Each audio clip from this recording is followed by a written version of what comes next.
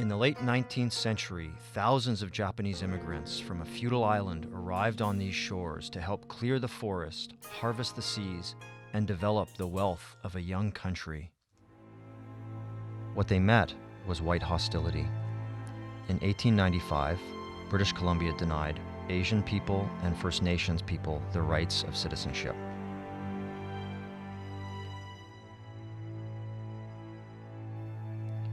In 1900, Tommy Hama challenged this law. He won in the BC courts, but the province appealed to England's Privy Council and succeeded, preserving its power to deny their vote to Asians and First Nations. Decades of tension and fear of the Yellow Peril erupted when angry whites mobbed Vancouver's Japantown area. Despite the racism, Japanese Canadians continued to thrive in fishing, logging, mining, and farming. They established businesses and raised families.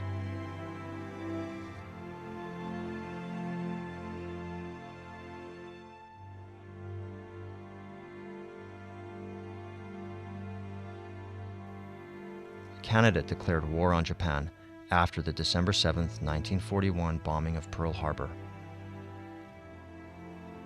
The War Measures Act was invoked and applied to those of Japanese ancestry, as it had been against German and Italian Canadians in 1939.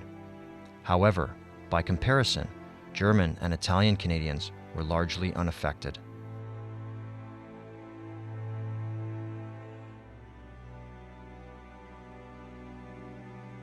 Those with Japanese ancestry were branded as enemy aliens, ordered to carry ID cards, be fingerprinted, and registered.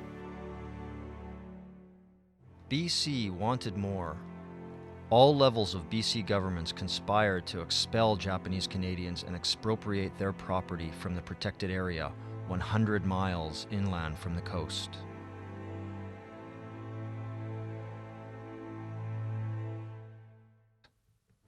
Now is the time to address British Columbia's responsibility and leadership role in ethnic cleansing, property dispossession, and community destruction.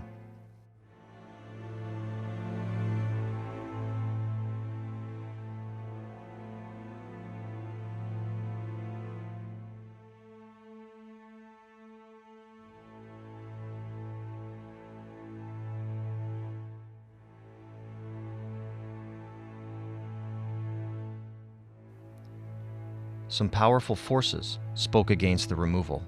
The Army's Lieutenant Governor Ken Stewart reported, "I cannot see that they constitute the slightest menace to national security."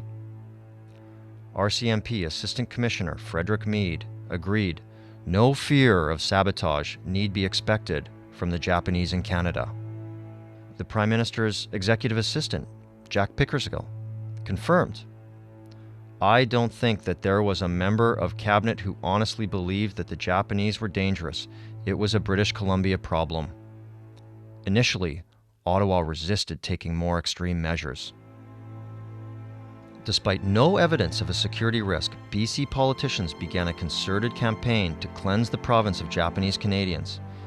In January 1942, Premier John Hart appointed Cabinet Minister George Pearson to lead a BC delegation to Ottawa, where they joined forces with Federal Cabinet Minister Ian McKenzie to demand the uprooting of all, including women and children.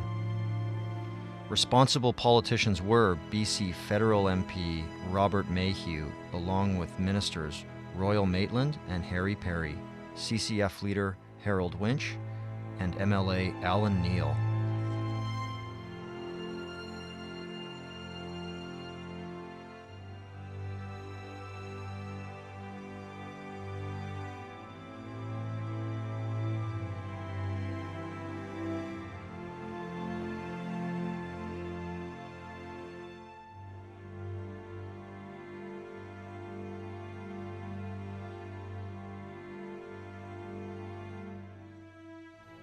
MP McKenzie went on public record stating, "It is the government's plan to get these people out of BC as fast as possible.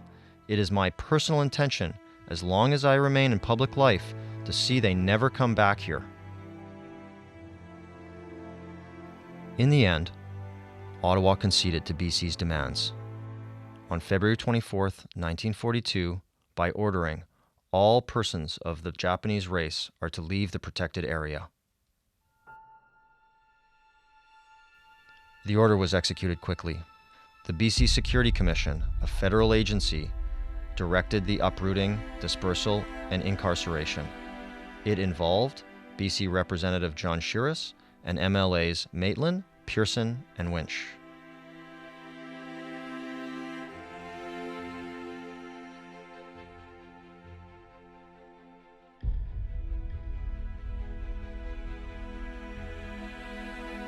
The camps were often erroneously referred to as internment camps. The Geneva Conventions state a country cannot intern its own nationals, only enemy foreigners.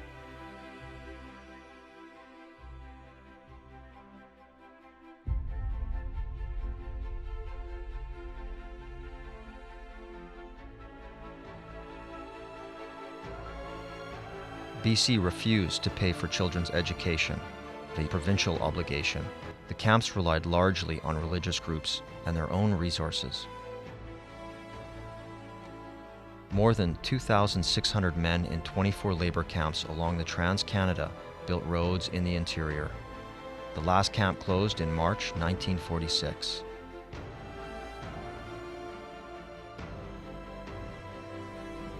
To hasten the removal of families from the province, the BC Security Commission advertised these laborers as both industrious and loyal. Resistors to the breakup of families were sent to a POW camp in Ontario. In 1943, George Collins, chair of BC Security Commission, ordered, "These people will be dispersed across Canada in small groups and exiled from BC." In contrast, Japanese Americans were allowed to return to their homes and businesses before the end of the war. However, in 1945, Canada, at the urging of BC politicians, forced all Japanese Canadians to choose between moving east of the Rockies or being shipped to Japan. In the end, 13,000 people were sent east and 4,000 were exiled to Japan.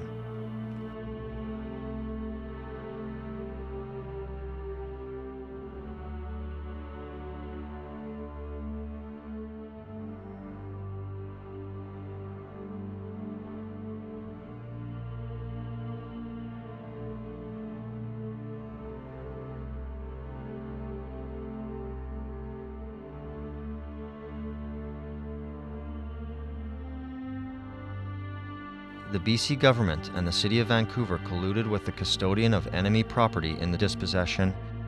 Vancouver City Council wanted to redevelop the Powell Street area. The city urged Glenn McPherson, the custodian's Vancouver representative, to sell all Japanese Canadian homes and businesses in that area.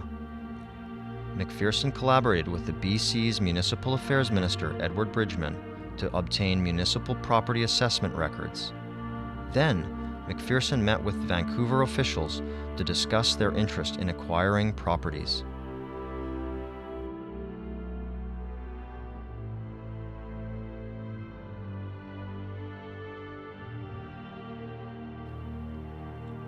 In January 1943, despite Ottawa's initial reluctance, Cabinet bowed to BC pressure and granted the custodian of enemy property the right to dispose of everything without Japanese Canadians' consent. BC judges Sidney Smith and David Whiteside approved each forced sale.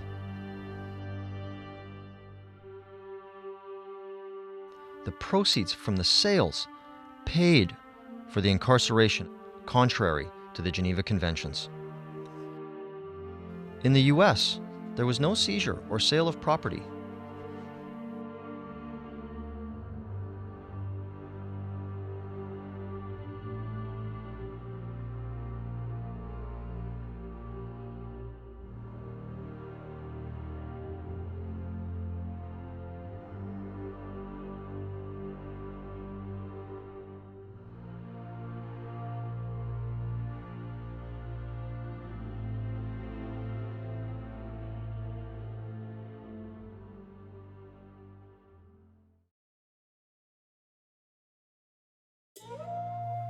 Gone was Vancouver's Japantown, the geographical heart of the community, where the pulse was felt, where more than 8,000 people lived, worked, and played. 59 language schools in the province were closed. Education was disrupted. Vibrant business communities were wiped out. Future generations lost touch with their heritage, resulting in the loss of language and culture.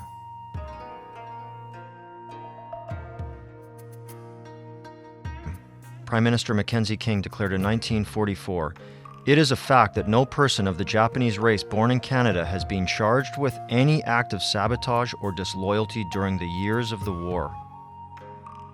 But post-war BC continued its racist policies. BC reaffirmed the denial of the vote to Japanese Canadians and First Nations in March 1947. In 1948, BC's Premier Brian Johnson prevented Japanese Canadians from returning to the coast. BC agreed to pay half of the cost of their continued exile. In the same year, the province reimposed a 1902 ban that prevented Japanese Canadians from working as loggers on Crown lands. Slowly, the tide changed, and in April 1949, Japanese Canadians won the rights of citizenship through a national political campaign.